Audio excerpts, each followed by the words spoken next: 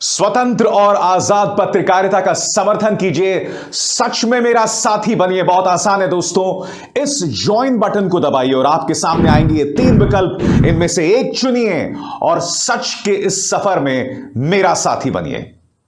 तू सवाल तो पूछ, हक है तेरा, फर्ज है तेरा। किसी की खैरात, किसी का एहसान नहीं तुझ पर, मगर शर्त है अंदाज़े बयां हो बेखौफ, अंदाज़े बयां हो स्पष्ट, अंदाज़े बयां हो बेबाक। हां, उस लफ्ज को याद रखो, अंदाज़े बयां हो बेबाक। बेबाक। I understand this. You might not appreciate it, but my great-grandfather spent 15 years in jail building this thing. My grandmother was shot 32 times and my father was blown into bits. So I understand a little bit about what this country is. My blood has been sacrificed not by me, by my great-grandfather, by my grandmother, by my father for this country. So I understand what it is. And you are fiddling with something very, very dangerous. And I am advising you, stop. Because if you do not stop, you will create a problem. You have already started creating the problem. Rahul Gandhi के भाषण का वो अंश था दोस्तों जिसने पूरी Bharatiya Janata party सरकार को हिला दिया था। बकौल राहुल गांधी, मेरी दादी को 32 गोलियां उनकी छाती पर मारी गई थी। मेरे पिता के जिस्म को एलटीटीई जैसे आतंकवादी संगठन ने उड़ा दिया था और देश के पहले प्रधानमंत्री नेहरू जेल में रहे थे। उन्होंने कहा कि मेरे पूर्वजों ने इस देश के लिए जो किया, उसी देश को भारतीय जनता पार्टी धीरे धीरे बर्बाद कर रही है। दोस्तों, मैं आज एक बात समझना चाहता हूं, अगर राहुल गांधी जो कहते हैं उसके कोई मायने नहीं है और भारतीय जनता पार्टी का प्रचार तंत्र उन्हें पप्पू पप्पू कहकर उनका मजाक उड़ाना चाहता है, तो फिर ऐसा क्यों होता है कि राहुल गांधी जब भी कुछ कहते हैं तो मोदी सरकार के 2 दर्जन मंत्री जो हैं वो लाइन में खड़े हो जाते हैं उनकी आलोचना करने के लिए। मैं आपको बताता हूं, कल राहुल गांधी ने मोदी सरकार की कमजोर नब्ज पर हाथ रख दिया। उन्होंने कहा कि देश बद से बदतर होता जा रहा है, मगर प्रधानमंत्री नरेंद्र मोदी के ये 2 दोस्त अंबानी और अडानी लगातार तरक्की कर रहे हैं। उनके इस एक बयान ने पूरी बीजेपी को हिला दिया। सुनिए उन्होंने क्या कहा। एक व्यक्ति को हिंदुस्तान के सब पोर्ट्स, ब्रांड का नाम अडानी, अडानी ब्रांड है वो, ब्रांड, हिंदुस्तान के सब पोर्ट्स, हिंदुस्तान के सब airport, power, transmission, mining, green energy, gas distribution, edible oil, जो भी हिंदुस्तान में होता है उधर अडानी जी दिखाई देते हैं।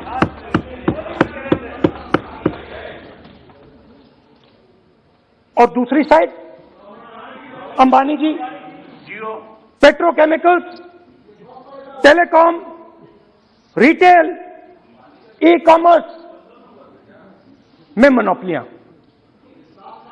तो पूरा का पूरा धन जो है चुने हुए लोगों के हाथ में जा रहा है।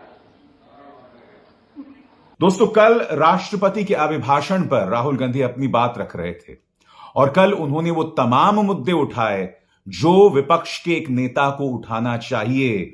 उन्होंने रोजगार वाले मुद्दे को उठाया और जैसे कि आप जानते हैं दोस्तों, रेलवे रिक्रूटमेंट बोर्ड को लेकर, उनकी परीक्षाओं को लेकर जो कथित धांधली हुई थी, जिसके बाद सरकार को यू टर्न लेना पड़ा था, जिसके चलते बिहार और उत्तर प्रदेश में जबरदस्त हिंसा हुई थी, उसको लेकर उन्होंने जो है मुद्दा उठाया।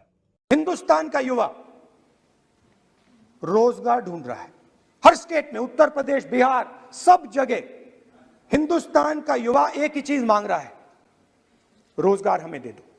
और आपकी सरकार नहीं दे पा रही। आपको मैं आंकड़ा देना चाहता हूं।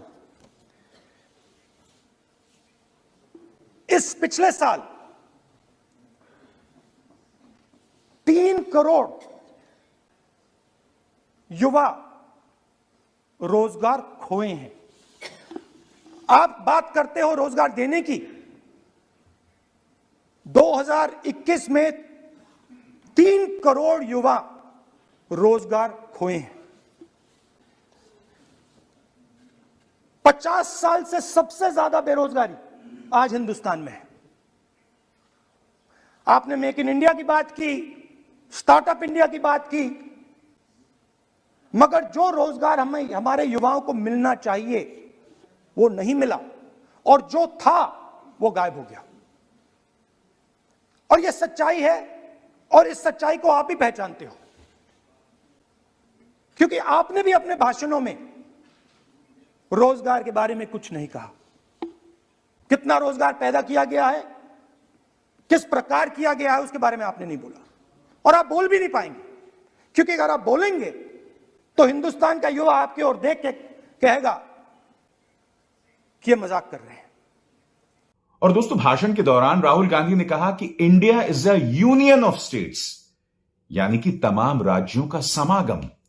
मगर नफरती चिंटुओं का मुखिया अमित मालवीय अपने ट्विटर पर एक बार फिर झूठ और गलत बयानी कर रहा है। उसने कहा कि राहुल गांधी ने बहुत खतरनाक बात कह दी, इससे देश टूट जाएगा। अरे भैया, नफरती चिंटुओं की अगुवाई करने के बजाय थोड़ा पढ़ लिख लिया कर।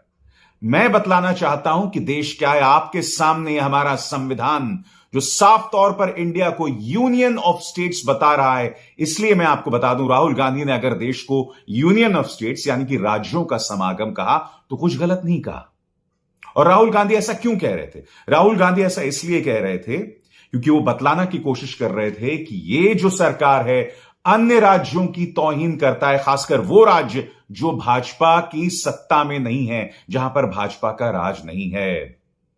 और जिन्हें राहुल गांधी के यूनियन ऑफ स्टेट्स वाले बयान से दिक्कत है, तो आइए सुनते हैं जब प्रधानमंत्री नरेंद्र मोदी ने शपथ ली थी तब उन्होंने खुद ने क्या कहा था। मैं संघ के प्रधानमंत्री के रूप में अपने कर्तव्यों का श्रद्धापूर्वक और शुद्ध अंतःकरण से निर्वहन करूंगा। दोस्तों, राहुल गांधी ने कहा कि इस सरकार के अंतर्गत गरीब और गरीब हुआ है, और उन्होंने कहा कि जब हमारी सरकार थी तो हमने 27 करोड़ लोगों को गरीबी से बाहर निकाला था, मगर इस सरकार ने वापस उन लोगों को गरीबी के दलदल में दफन कर दिया। सुनिए। यूपीए की सरकार ने 23 करोड़ लोगों को गरीबी से निकाला था 10 साल में। हमारा आंकड़ा नहीं है, हमारा आंकड़ा नहीं है, हमारा आंकड़ा नहीं है।